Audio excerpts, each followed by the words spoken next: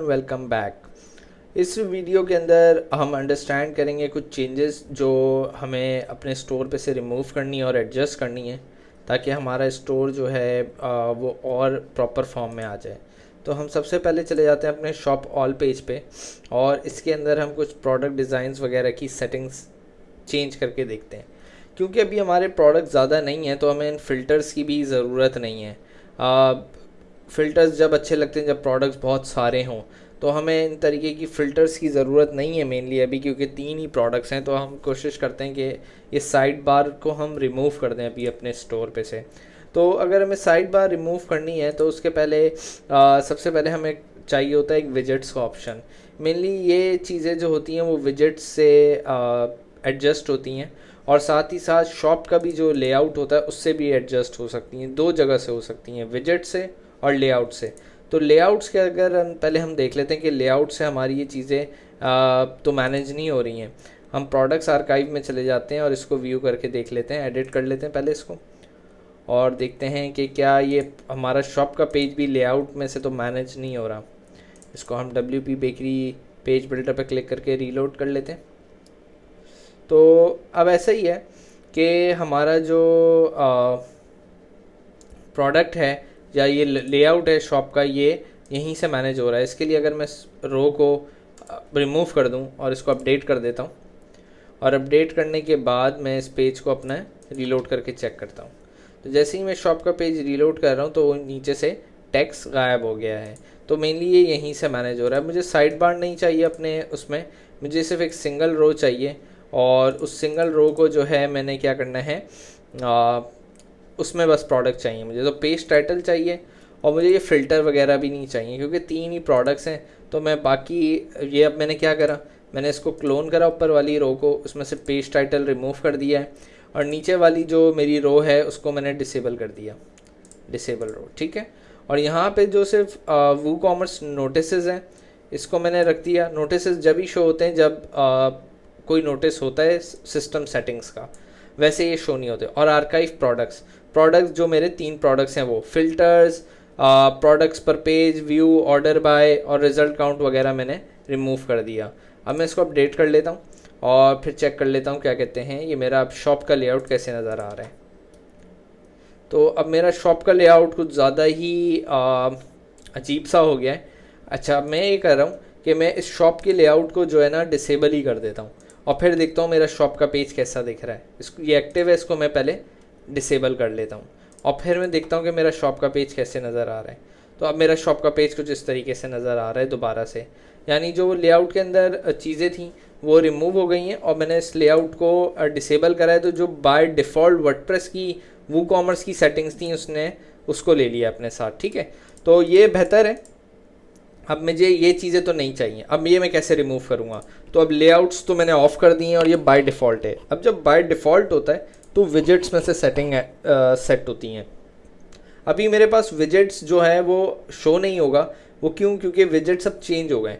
Appearance और widgets में अगर आप आएंगे तो अपीयरेंस और विजेट्स में ऑप्शन तो अवेलेबल है, लेकिन ये विजेट्स का ऑप्शन जो है वो अपग्रेड हो गया है दूसरे तरीके से, लेकिन ये थोड़ा सा डिफ़िकल्ट है मैनेज करने के लिए। तो हम क्या करते हैं, इसके लिए हम एक प्लगइन इंस्टॉल कर लेते हैं और वो प्लगइन है हमारा, हम प्लगइन्स में जाएंगे, इंस्टॉल प्लगइन्स, और इंस्टॉल प्लगइन्स में जाके हम एक ऐड न्यू प्लगइन पे क्लिक करेंगे।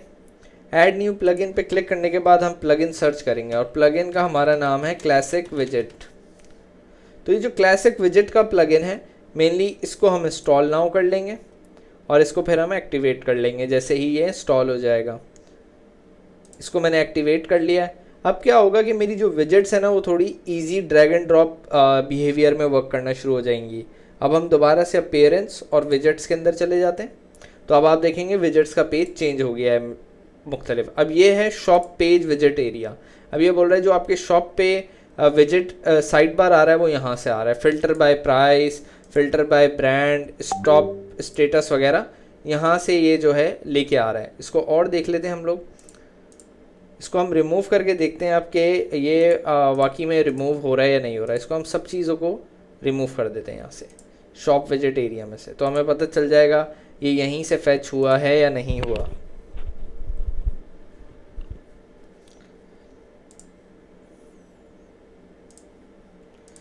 तो मैंने यहाँ से सारे विजेट्स एरिया में से अपने फ़िल्टर रिमूव कर दिए और अब मैं अपना पेज रीलोड करके चेक करता हूँ। तो अब देखेंगे आप मेरे साइड विजेट्स में से चले गए हैं बाहर। अगर मैं यहाँ पे कोई भी विजेट अब दोबारा से रखूँगा ना तो फिर ये आ जाएगा यहाँ पे साइट के अंदर, क्योंकि अब हम क्लासिक विजेट्स पे काम कर रहे हैं। ठीक है, वो इसलिए शो नहीं कर रहा क्योंकि अभी प्राइस ही ऐसी रेंज है नहीं, हमने फ़िल्टर गलत सेलेक्ट करा है। तो हम इसको डिलीट कर देते हैं और हमें फ़िल्टर नहीं चाहिए, तो हम इसको दोबारा से पेज रीलोड करेंगे तो अब हमारे 3 प्रोडक्ट्स शो हो रहे हैं। अब हमें ये ऊपर वाली सेटिंग्स भी नहीं चाहिए, ये कहाँ से एडजस्ट होंगी, ये थीम सेटिंग्स में से जाके होंगी। तो थीम सेटिंग्स में हम जाके सिंपली चले जाएंगे प्रोडक्ट आर्काइव। प्रोडक्ट आर्काइव में हम अपने ऑप्शंस देख लेते हैं। Shop filters, widgets, shop filters of हैं।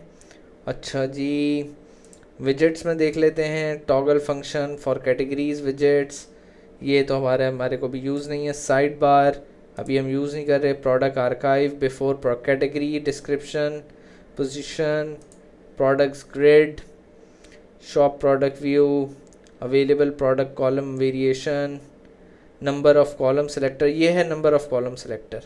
ठीक है, इसको मैं डिसेबल कर देता हूँ, कॉलम सेलेक्टर हमें नहीं चाहिए। और प्रोडक्ट पेजेस पर लिंक्स, ये भी मुझे नहीं चाहिए। Keep the page number in the URL. ठीक है, तो ये जो ऊपर यूआरएल का ऑप्शन होता है उसमें पेज नंबर आता है।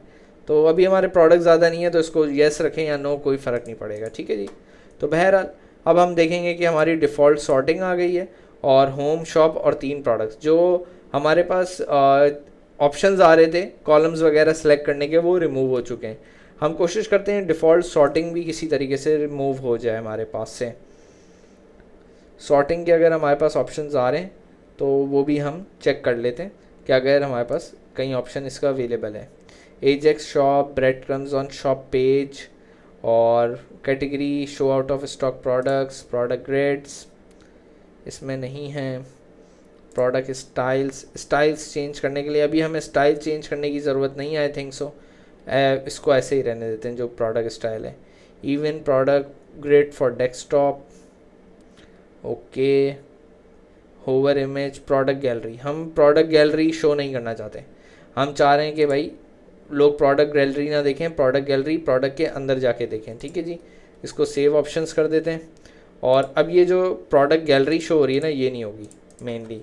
तो कस्टमर जो है माउस करेगा वो एक इमेज चेंज हो जाएगी, और जब प्रोडक्ट के अंदर जाएगा क्लिक करके तो जब ही वो इमेजेस चेंज कर सकता है। ठीक है जी, तो ये हो गया, गुड है। और साथ ही साथ हमें सिर्फ सॉर्टिंग को देखना है। अगर हमारे पास सॉर्टिंग रिमूव करने का ऑप्शन आ रहा है तो अभी तक मुझे सॉर्टिंग रिमूव करने का ऑप्शन नहीं दिखा है।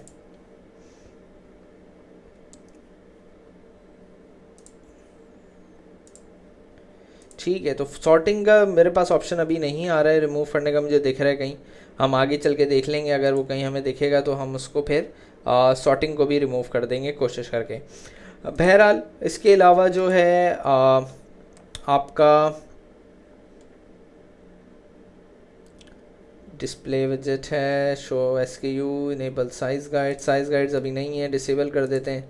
सेव ऑप्शन, तो ये कुछ सेटिंग्स हमने यहाँ थीम सेटिंग्स में की हैं जिससे हमारा शॉप पेज थोड़ा बेहतर हो गया है और हमारा वेबसाइट का भी फंक्शनैलिटी थोड़ी बेहतर हो गई है। That's it for this videos थोड़ी डिले आ रही हैं, लेकिन मैं कोशिश कर रहा हूँ कि जल्द से जल्द हम काम करें। इंशाल्लाह ताला इसकी पेस अप करेंगे वीडियोस को, ताकि ये स्टोर जल्द से जल्द फाइनलाइज हो गए। थैंक यू फॉर वॉचिंग, अल्लाह हाफ़िज़।